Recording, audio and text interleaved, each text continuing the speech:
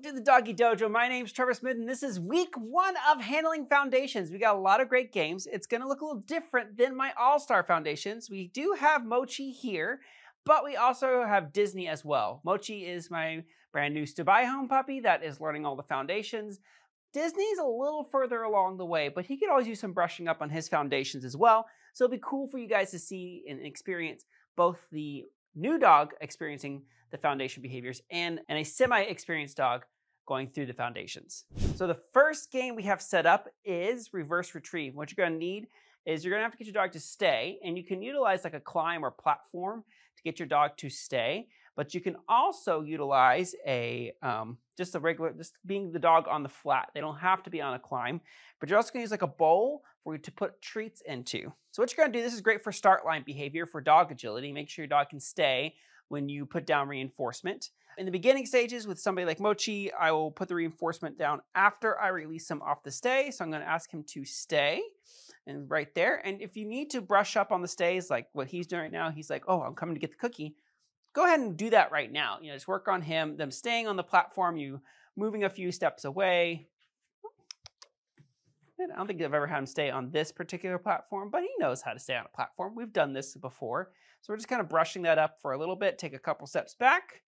And the reason you want to do this is you also want to make sure that you don't lose your stay. Because what's going to happen is I'm going to release him to go get a treat out of this bowl. I'm going to say, get it.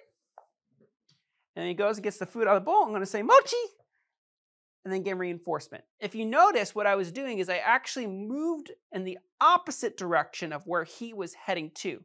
This is important. I want him not only to be able to go the opposite direction. So if I'm sending him to go do a tunnel and I'm running the opposite way, if I'm asking him to go do a jump, whatever, a check around a jump, like a little Ketchker turn or whatever, I want to make sure he can go that way while I head this way. So I did it very subtly, very softly for him because it's beginning behavior. That's one thing you can do this exercise.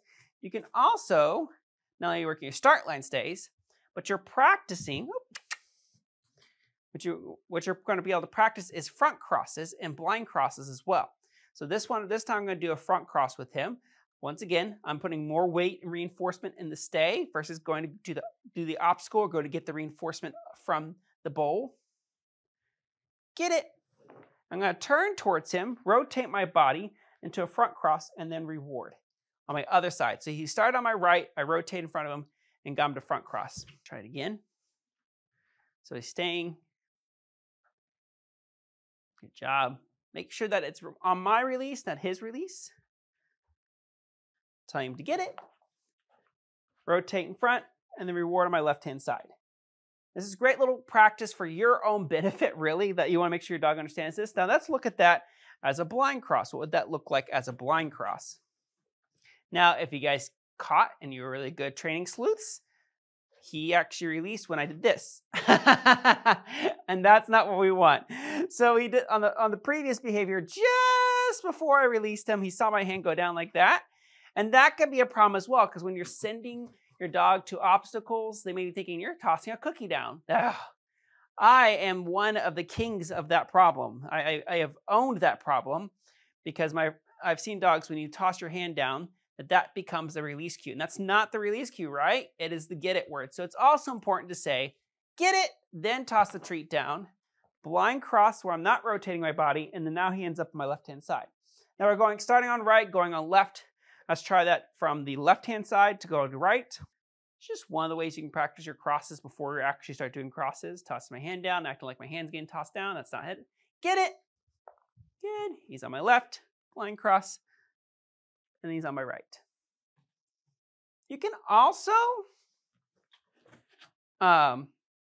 practice this with your back turned toward him without it being without the food bowl involved. So this another game you could do. It's not really reverse retrieve. Reverse retrieve being that he's going to get something and he's coming back to me, going to get something, coming back to me. Where another game we practice in our handling foundations class, but we can practice here is without the bowl, is we can get them to stay on this platform here. And we can work on our front crosses and rear crosses just like this. So what you can do is you can start off with front crosses. You're going to start on right and then end up on your left. So if you need to, you put your treats in your left hand because that's where they're going. So you're going to give your dog a fantastic reward for staying. He's on my right, and I'm going to do a front cross. I'm going to rotate my body where I'm facing towards him as I rotate. Mochi, here. Yes, good. And then I'm rotating my body and getting reinforcement. Good job. Let's try that again. Here, Mochi. And I'm going to do it from start on my left and go to my right. Come here, come here, come here, come here. Wait. Mochi, here. Good job. Good boy, good boy, good boy. Rotate and around. Good. As you can see, that's just like practicing myself. It's more for me than for the dog. The dog is also getting used to that movement in front of him. So like he's taking an obstacle. I'm going to the next obstacle. I want to get on the other side of him. I'm going to shift. So this is a front cross. Or shifting and front crossing for a dog. So our chest is facing the dog. Or always seeing the dogs. People feel really comfortable with front crosses.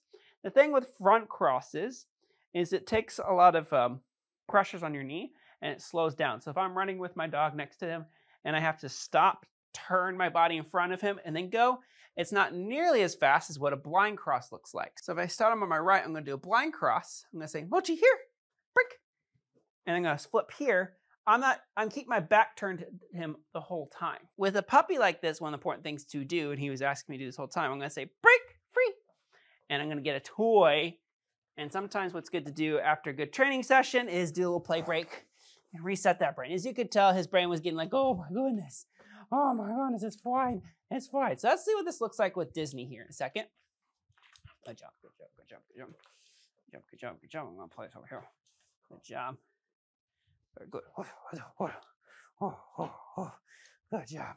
And you can do this with toys as well. So let's do this real quickly with a toy game. And this can be harder for him because he likes to go chase and grab the toy. The food comes to him, but then he comes and gets the toy. So this is going to be real quick. I'm going to probably do a front cross real quick with him. And you can do the reverse retrieve too, where you give him a cookie and they come get a toy as well. But, ready? Break! Yeah, good boy! What a good job!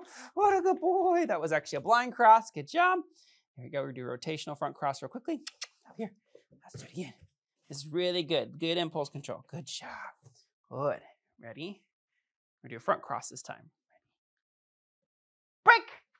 Get it, get it, get it, get it, get it. Good job. Very nice. Super, super, super. Oh, yeah. Oh, yeah.